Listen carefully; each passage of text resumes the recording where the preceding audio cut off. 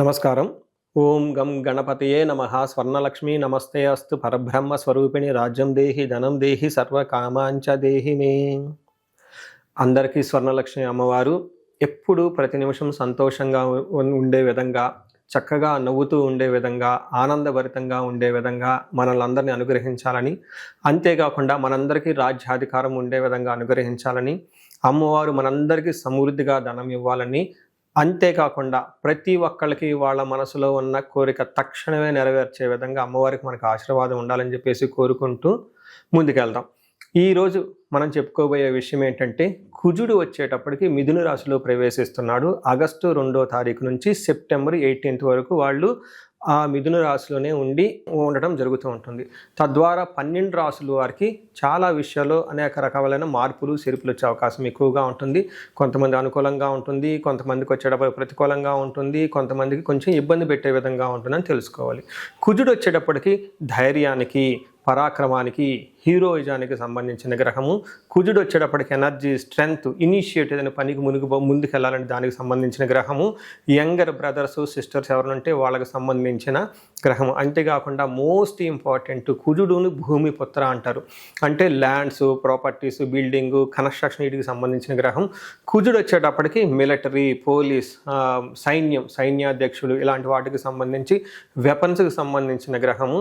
అలాగే కాకుండా కుజుడు వచ్చేటప్పటికి ఫైర్, హీట్, ఇంజనీరింగ్, టెక్నాలజీ, ఫోర్స్ని అప్లై చేసే ఇట్లాంటి పనులన్నిటి కూడా కుజుడికి సంబంధించిన గ్రహం. ఇలాంటి కుజుడు మిథున రాశిలో 45 రోజులు సుమారు ఉండటం వల్ల మిగతా 12 రాశుల వరకు ఎలా ఉందో మనం చూద్దాం. ముందుగా మనం మేషరాశి చూసుకుంటే, మేషరాశి వారికి 2వ ప్లేస్లో నుంచి 3వ స్థానంలోకి కుజుడు మారడం జరుగుతూ ఉంది.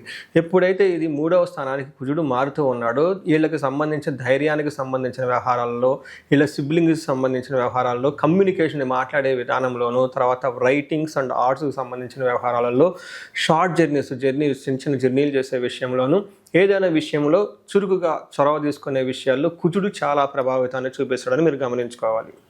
సో వీటితో పాటుగా కుజుడు వీళ్ళకి మేషరాశి వాళ్ళకి 3వ స్థానంలో గనక, జన్మరాశి నుంచి 3వ స్థానంలో ఉంటే కుజుడు ఏం జరుగుతుందని మన మహర్షులు సంస్కృతంలో చెప్పారండి.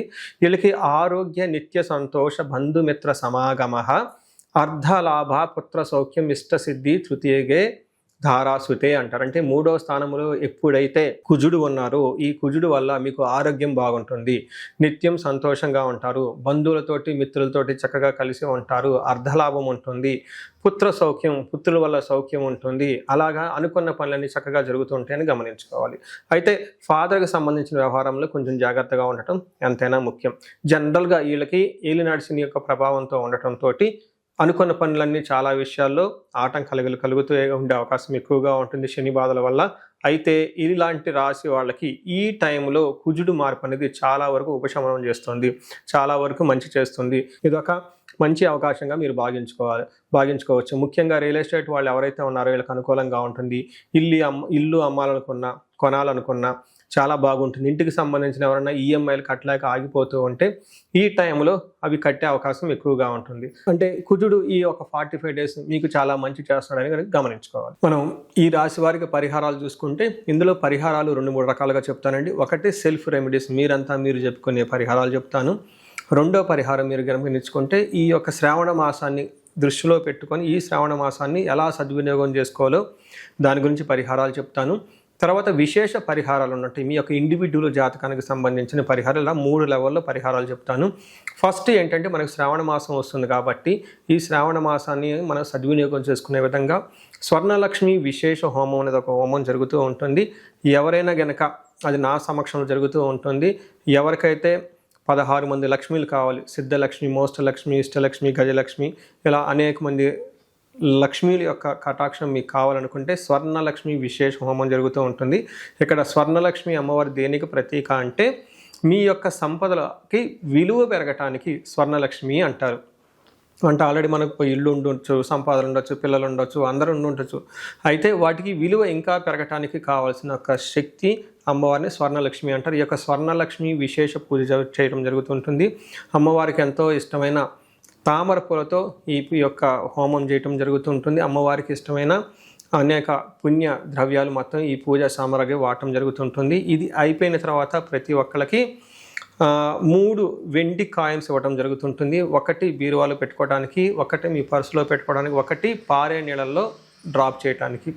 ఇలా ఒక కుబేర మూటని కూడా ఇవ్వటం కూడా జరుగుతూ ఉంటుంది. ఇది గ్రూప్గా సామూహికంగా చేయడం జరుగుతూ ఉంటుంది. దీన్ని అందరూ సద్వినియోగం చేసుకోవాలని చెప్పేసి నేను కోరుకుంటున్నాను. నెక్స్ట్ రెమెడీస్, ఈ కుజుడికి సంబంధించిన ఇంట్లో చేసుకునే రెమెడీస్ ఏంటంటే, ఫస్ట్ కందులు 1 కేజీ దానం ఇవ్వగలిగితే చాలా బాగుంటుంది. సుబ్రహ్మణ్యేశ్వర స్వామి భుజంగ స్తోత్రం చదివితే ఇంకా చాలా బాగుంటుంది. ఎవరైనా కనుక ఇంకా ఆంజనేయ స్వామి గుడికి వెళ్ళి మంగళవారం కనుక ఆకు పూజతో కనుక పూజ చేయించగలిగితే ఇంకా బాగుంటుంది. ఇవి సెల్ఫ్ రెమెడీస్ అని చెప్పుకోవచ్చు.